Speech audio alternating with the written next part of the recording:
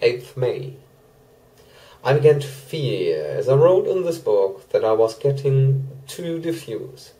But now I'm glad that I went into detail from the first. For there is something so strange about this place, and all in it, that I cannot but feel uneasy. I wish I were safe out of it, or that I had never come. It may be that this strange night existence is telling on me, but would that were all. If there were anyone to talk to, I could bear it, but there's no one. I have only the Count to speak with, and he, I fear, I am myself the only living soul within the place. Let me be prosaic so far as facts can be. It will help me to bear up, and imagination must not run riot with me. If it does, I'm lost. Let me say at once how I stand, or seem to. I only slept a few hours when I went to bed, and feeling that I could not sleep any more, got up. I had hung my shaving glass by the window, and was just beginning to shave. Suddenly I felt a hand on my shoulder, and heard the Count's voice saying to me, "Good morning."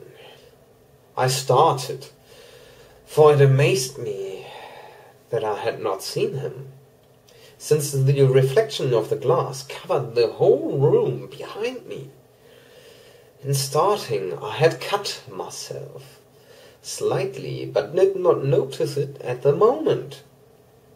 Having answered the Count's salutation, I turned to the glass again to see how I had been mistaken.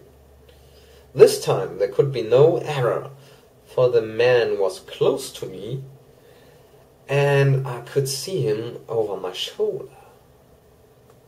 But there was no reflection of him in the mirror. The whole room behind me was displayed, but there was no sign of a man in it, except myself. This was startling, and coming on the top of so many strange things, was beginning to increase that vague feeling of uneasiness which I always have when the Count is near. But as that instant I saw that the cut had bled a little, and the blood was trickling over my chin, I laid down the razor, turning as I did so half round to look for some sticking plaster. When the Count saw my face, his eyes blazed with a sort of demoniac fury, and he suddenly made a grab at my throat as I drew away, and his hand touched the string of bells which held the crucifix. It made an instant change in him, for the fury passed so quickly that I could hardly believe that it was ever there. "Take care," he said. "Take care how you cut yourself. It is more dangerous than you think in this country."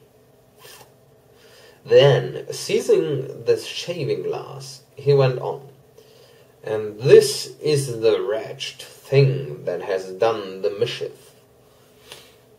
It is a foul bauble of man's vanity. Away with it!" And opening the heavy window with one wrench of his terrible hand, he flung out the glass, which was shattered into 1,000 pieces on the stones of the courtyard far below. Then he withdrew without a word.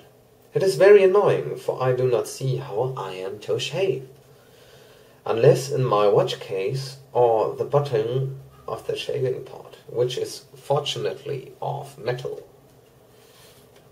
When I went into the dining room, breakfast was prepared, but I could not find the Count anywhere, so I breakfasted alone. It is strange that as yet I have not seen the Count eat or drink. He must be a very peculiar man.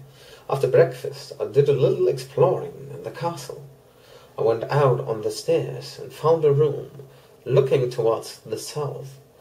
The view was magnificent, and from where I stood there was every opportunity of seeing it.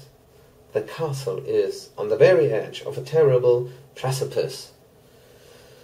A stone falling from the window would fall 1,000 feet without touching anything. As far as the eye can reach is a sea of green treetops, with occasionally a deep rift where there is a chasm. Here and there are silver threads where the rivers wind in deep gorges through the forests. But I am not in heart to describe beauty, for when I had seen the view I explored further. Doors, doors, doors everywhere, and all locked and bolted. In no place safe from the windows in the castle walls is there an available exit. The castle is a veritable prison, and I am a prisoner.